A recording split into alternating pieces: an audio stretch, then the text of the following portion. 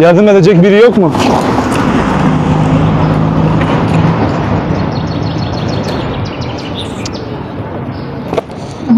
Takıldı.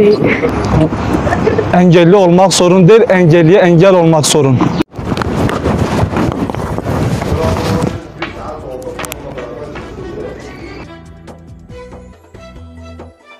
Bu çalışmamızın amacı engelli kardeşlerimizle empati kurmaktır.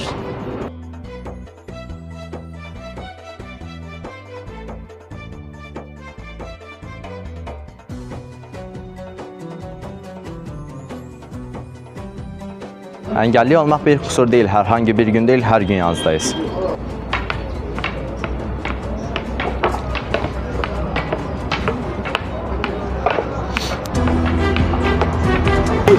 Engelli olmak sorun değil, engelliye engel olmak sorun.